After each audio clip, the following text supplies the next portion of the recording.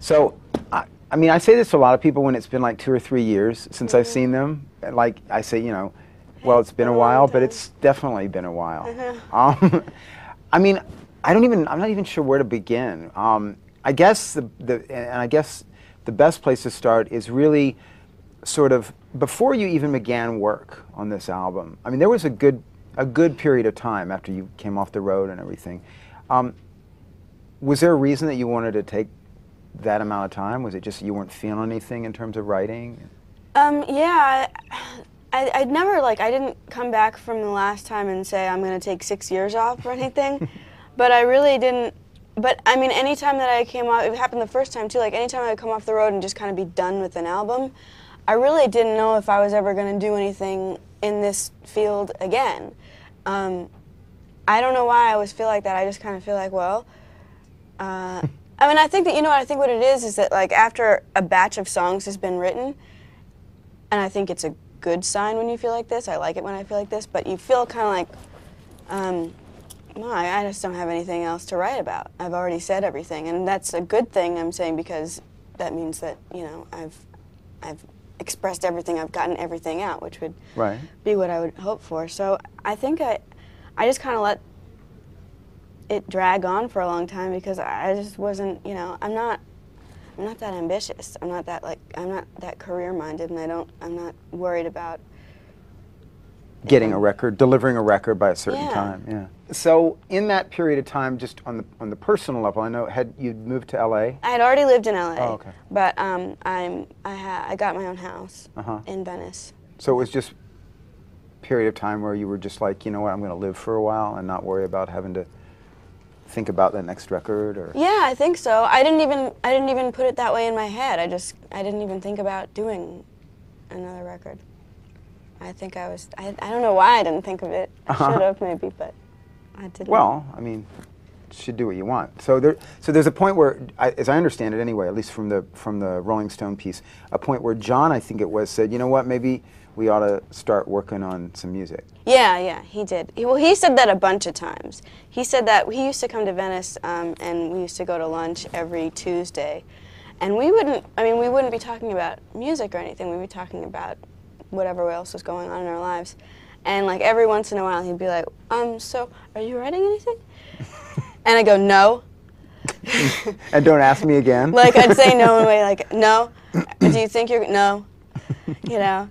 And that would go on for a while. And then as time went on, I would say, okay, pieces of things. And okay, and we'd talk about other things. And then after a while, he just went, okay, listen, I really think that it's time to do something. He said, because I want to do something. I really need to do something together soon. We have to start doing things. So you have pieces of things, get the pieces, we'll do whatever you have available now. We'll do whatever songs you've got.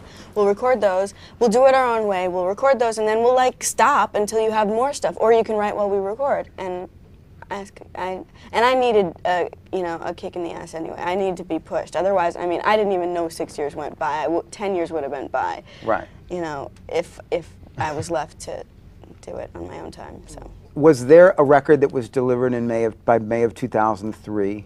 Was there a version of Extraordinary Machine that the label got? Kind of, sort of. It wasn't done, and it wasn't finished. And I don't know what date it was, maybe. Yeah. It was May of 2003. That sounds actually pretty right. It wasn't like, it was like, here's the record, it's finished, what do you think? And they said, no. It was like, we're getting to a point where we might be done soon. And I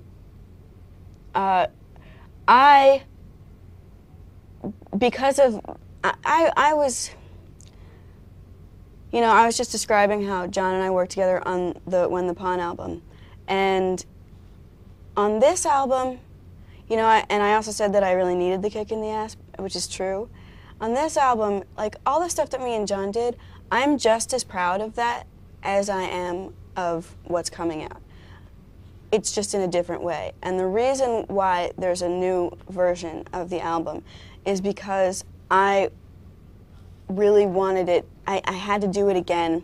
I had to redo the songs because during the time of this album when John and I were working, I don't know what happened in my brain, but I pretty much just checked out on him.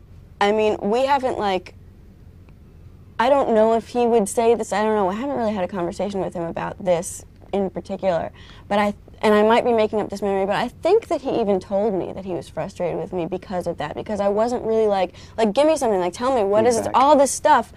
And I would go, I don't know what I think. I don't know what I think. And it's a scary position to be in and a really frustrating position for him to be in.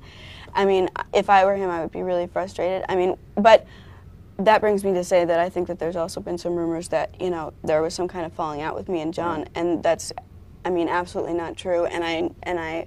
You guys are still playing together. Yeah, we're playing. Yeah. He should be on a plane now. We're still playing together. And you know, I think that.